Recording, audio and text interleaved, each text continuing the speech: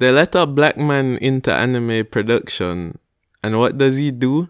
Lace up them black Air Forces and proceed to scam everyone in sight. Back in 2014, LeSean Thomas created a Kickstarter for his now infamous Cannon Busters series.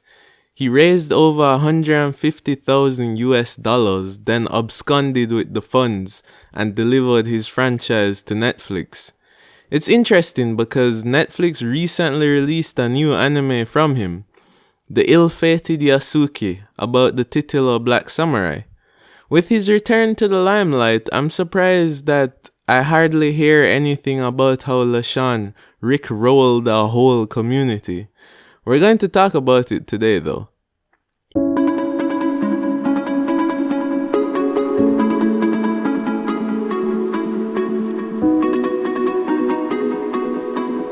LeSean Thomas is an American-born anime producer who is based in Tokyo. He is black and has gained notoriety for his good portrayal of black characters in anime. He is notable for his work on The Boondocks, Black Dynamite, Avatar: The Legend of Korra, and more recently the production of Netflix originals Cannon Buster and Yasuke. Today we're looking at the former. In November 2014, LeSean began crowdfunding for the pilot episode of Cannon Buster, which would be based off his comic of the same name made way back in 2004. The pilot episode would feature work from staff members of anime studio Satellite and staff who previously worked on Space Dandy and The Legend of Korra. Fans were so eager that the Kickstarter reached its financial goals by December of 2014, roughly a month after its initiation. The pilot was released in 2016 to some decent reviews. This is where the problems began. Outside the delivery of the pilot, the tiers of the Kickstarter contributions listed several rewards, such as art books, art prints, t-shirts, special DVDs, and other items. So far, reports suggest that these things were never delivered.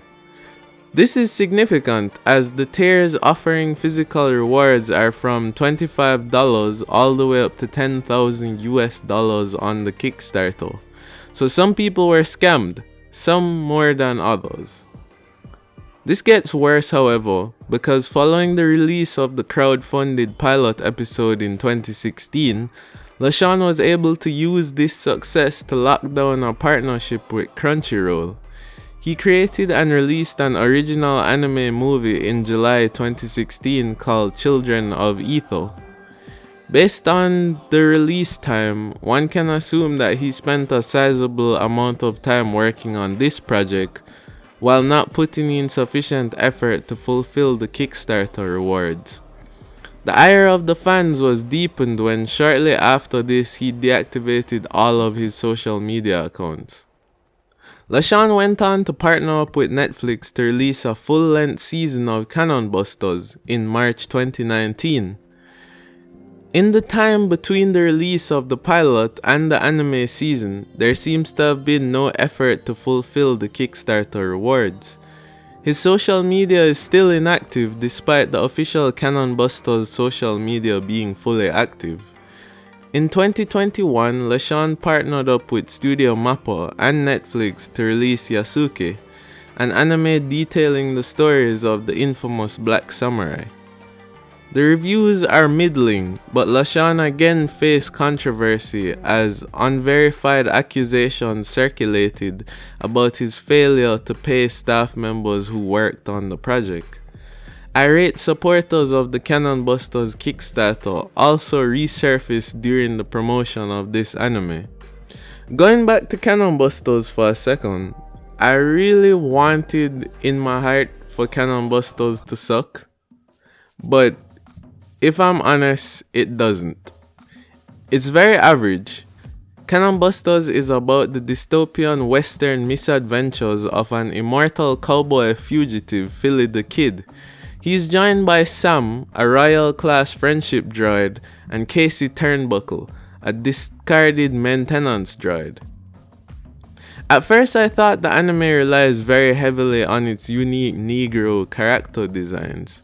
The character design for S.A.M, for example, is so different, cute, and refreshing. A significant departure from the usual fantasy princess aesthetic, which is largely due to her dark skin design. Philly the Kid is less interesting, as he's obviously inspired by Spike from Cowboy Bebop. A black gunslinger in a futuristic western dystopia is surprisingly not that uncommon in anime. The designs for the supporting characters are really good too, despite them not having much depth. Prime example, look at this thick chocolate mama. Love her design. But she literally had one line in the anime and it was inaudible. So I feel like the expert character designs were used in lieu of actual character depth. I cannot interpret this objectively, however, because as a black person, it's super cool to see cool looking black characters in anime. The story is pretty average.